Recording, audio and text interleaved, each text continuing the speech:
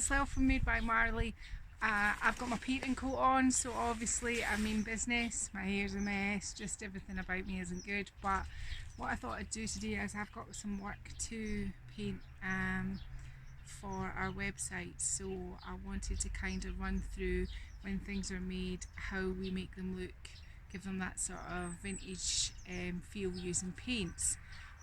You've seen Martin breakdown pallets, you've seen reclaimed wood, so this is just a quick sort of, this is what I do and this is how I do it, just in case you want to try this yourself. Now, I don't use anything complicated. My first lot of stain involves black and brown acrylic paint, which I water down. The second lot I put on is the same but thicker, and I add a little bit of black glaze.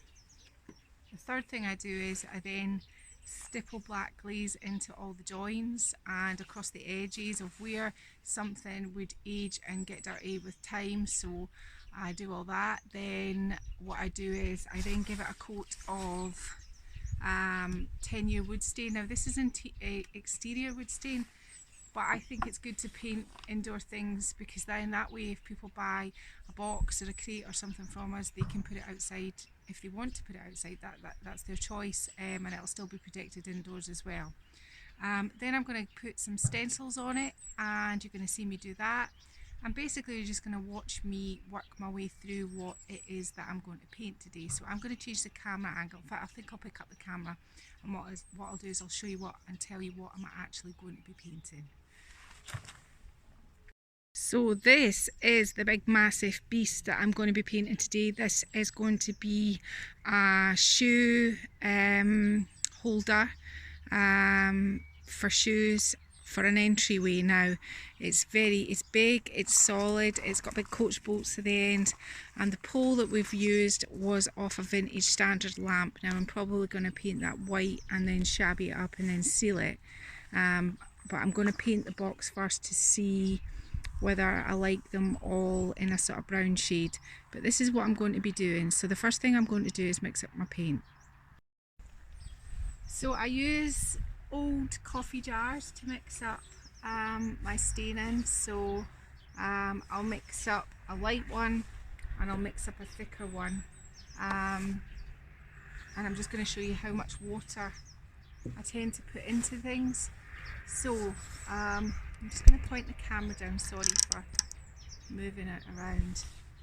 So these are already acrylics that were probably about this much left in them, and what I do is I fill them up with water ready to use, so that I'm getting every last bit out of my paint. So I'm going to mix the watery one first, and that's about your lot. There's not much of black in there, and the same goes for the brown.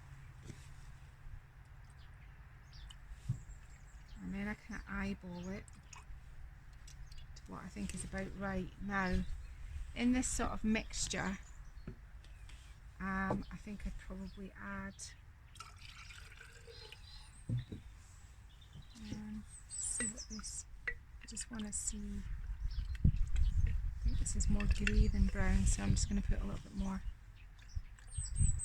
brown into that and give it a stir, and then have a look at it. Now, the reason why I put a light coat on the wood first and I don't go in with a thicker, darker stain is just to even out the reclaimed wood. That's the only reason I do that. So I'm going to paint this, and I'm going to put the tripod, the camera back, so that you can just see me painting away. I'll fast forward it, it can be quite dull, but it's just to give you an idea of what I do.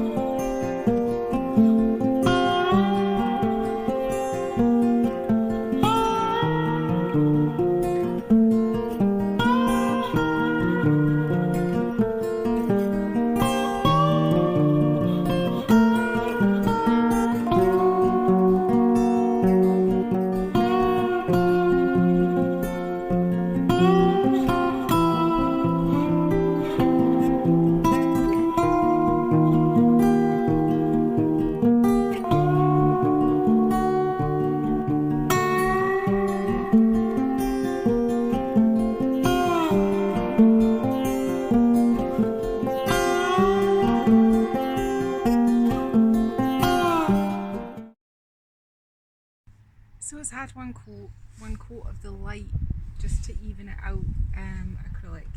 This will dry much lighter. It's wet just now and it'll dry much lighter, so I know from experience that this will become quite light when it's dry, but that'll kind of even it all out. If you're using reclaimed wood, it's good to kind of even it out before you decide how dark, how light, what you want to do with it. And I quite like the darker, sort of dirtier looking ones because they look slightly more authentic. If you know, if it's a lighter wood, you can do it, but it just, this is what I do. I mean, I'm not saying it's right. I'm warbling on here. So what I'm going to do now is I'm going to mix up more stain, but this stain I'm not putting very little water in it, and I'm making sure that that I'm getting it, you know, like not all over, just some areas. And it's best to do this when this is still damp. While it's still damp, it'll absorb it better and it'll even it out, and you'll have more movement with it being damp. But if it's dry, it'll absorb it and it'll come a bit streaky. So it's good to do it when it's still damp. So this is still damp, and this is the kind of, I mean, you can't really see, but there's not actually that much paint in here. I could always mix up a little bit more if I feel like it. Now in this, it was just the brown acrylic, the black acrylic, and I've put a little bit of glaze into it, just to kind of give it a sort of grungy feel. So now I'm going to go on and I'll do one edge on camera, and then once I've done that, my hair's getting worse. I don't know what to say about it. So I'll stop the camera and position the camera onto one side so you can see what I'm doing.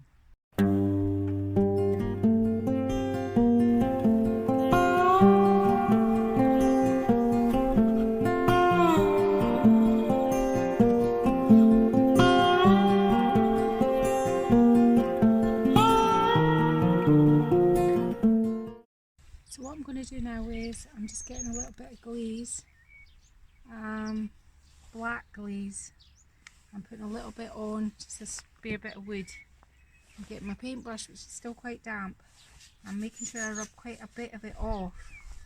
And then what I'm going to do is I'm just kind of running it along the edges of the wood, on the corners, everywhere where things would get sort of naturally sort of dirty. I'm just dirtying up some of the edges. So I'm hoping you can see it on camera. That's how I sort of dirty up the edges. Can you see what I've done? I'm just running it down along the join, along the bottom, anywhere where pieces meet. So up there in that join there, up round the handle, the top, anywhere where it would get scuffed and dirty. Predominantly the centre of here would be lighter than all the rest of the dust and dirt would gather in the edges. So that's how it's looking so far, and I'm still pondering what I'm going to do with the pole, and I think I probably will paint it white. So that's the next thing I'm going to do. I'm going to get my chalk paint out and I'm going to paint it white, and once I've painted it, I'm then going to sand back some of the edges to give it some dings and chips, and then I'm going to spray it with spray sealer. So what I've done here is I've given the standard lamp base post one coat of chalk paint, and I'm going to give it another coat in a minute, but first I'm going to varnish the whole box in oak exterior garden stain varnish over the top of all of this. So the next time you see it, it'll be a slightly darker colour, and then I'll give the top rod a second coat. So here I am, just applying the stain, the varnish all over the piece, and this is an exterior stain, but we use it for all our things so that it can go indoor or outdoor. And here I am giving the standard lamp pole a second coat of white paint before I sand it, which I put a sheet underneath so it doesn't go on the brown, and then seal it.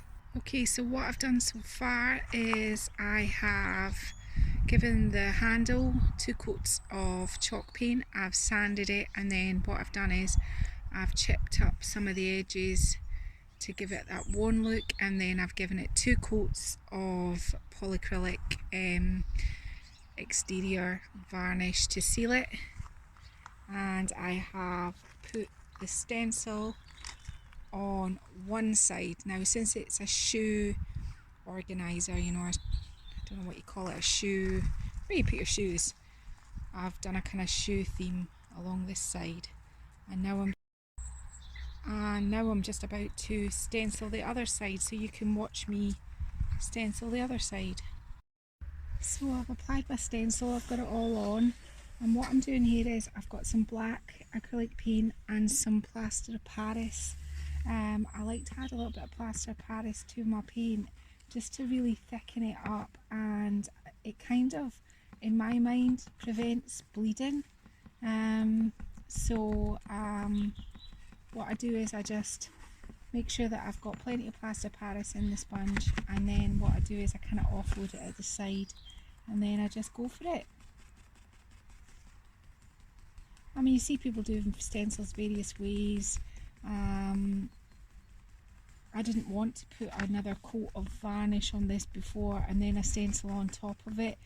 It tends to be with this varnish, you know, it's a one sort of coat thing, so I wasn't wanting to do that. You know how sometimes you can undercoat where you stencil first and then put your colour over the top of it, but I wasn't wanting to do that, and I came across this idea recently and it's really worked out for me, so this is what I do now, and it makes a kind of thicker stencil as well, more raised, and you want that, so you know, you want it to look good, so this is what I do.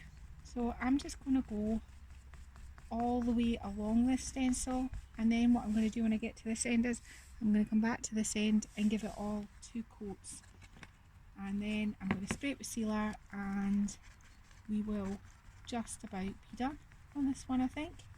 So before you lose me off camera, I'll pause the camera just so that that's what I'm doing now. I'm just Plaster of Paris and black acrylic to use as my stencil, and I'm just going along it. I cut it out with my cameo silhouette. I just go for sort of vintage words that, you know, that I think vintage signs would have looked like a long time ago. I put dates and all sorts of things, and I just use my imagination. I just, you know, make them up as I go along, and they seem to sell, so that's what I do. So I'm just gonna keep doing this, and I'll give it 2 coats. I'm hoping that you can see in the sun, but I just want you to see how crisp my stencils are, and this is even on bumpy wood. There's not a single bit of bleed underneath. They're crisp, they're sharp. I mean, they're really crisp, and I think it's the Plaster of Paris that makes it. So it's just a top tip there if you're, and I mean, and I'm going on a really rough surface as well, and you think there'd be a little bit of bleed under the stencil, but there actually isn't. It's just because the paint is thick. So there we are. I'm going to just flip this round and we'll go once round it and we'll get a good look at it. So here it is. It's not staged out, it's just finished painting, and this is, I hope you can see I'm outside, this is the inside of it, and with all its sort of rustic sort of edges. There's the chippy on the handle, and it's all been sealed so that it stays on. And I'll just quickly see if I can flip round the other side of it and show you the other side. So Camden, amazing shoe shine, dazzling shoes since 1930, and there it is. So I just want to quickly show you another project that I'm working on over here. I'm working on 2 at the same time. This one here didn't start very pretty, but I've just taped up the edges for the blackboard, and it's been done, and the way I've painted it is to make it look like weathered wood. So I don't know whether you can see in this light, but I've made the wood look like weathered wood, and it's a different sort of way of finishing wood, which I'll show another day. I can probably take this tape off the blackboard now. The blackboard paint I made with my own blackboard paint. So it was Waco. So yeah, I'm gonna be finishing this one up, so I might just do a wee quick video of how I'm gonna finish this one. This is uber cute. It's got a wee planter, it's got blackboard and everything on it. So what I'll do is I'll maybe just do another one. So as I said, this has already been painted with a weathered wood paint effect, which I'll show another day.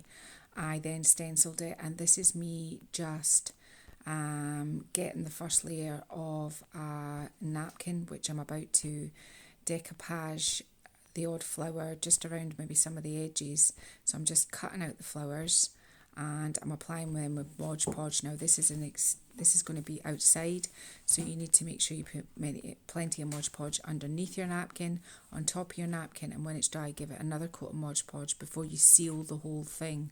And you can do this and it'll stay outside fine. There's no problem with that. So I'm just getting my Mod Podge here, and I'm just gluing on some of the roses, just little accents. I'm not putting it all over it. It's starting to get a bit windy, my napkin kept blowing away there, but that's me just making sure that all the edges of the flowers that I'm applying, now you can't see it because it's great light, but when I eventually pick it up you'll see what I was trying to do. I'm cutting out a bigger flower here, and that one is going to go up near the top edge just to kind of frame off the blackboard.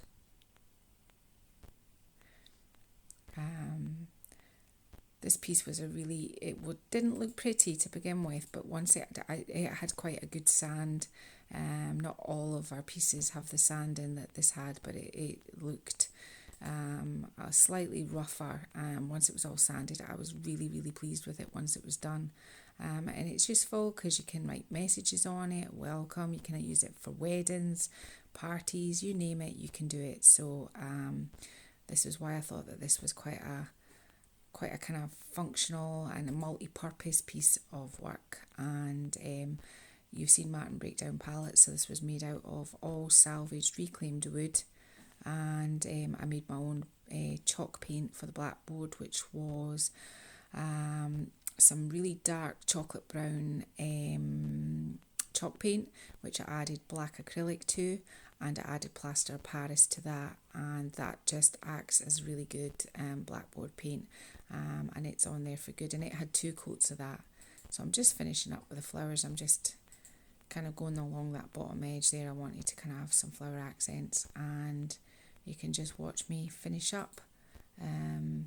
So today you've seen me do the shoe storage unit and the garden planter, and I've went in depth into how to make the wood look aged and vintage, and the next time I do something I'll show you how the technique of how to make this, what I'm doing right now on the blackboard, the wood on that, how to make it look like a weathered finish, because they're different and they involve different things and a little bit of dry brushing and everything like that. So I'll show you that another day on another piece.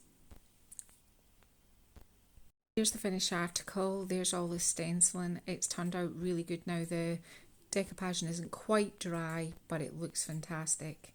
Here's our lovely shoe box, staged out the shoes. So if you've liked this video today, please feel free to subscribe and share it. And if you want to see more of these videos, then press the bell notification button so that you are notified when we next upload a video. Thank you very much.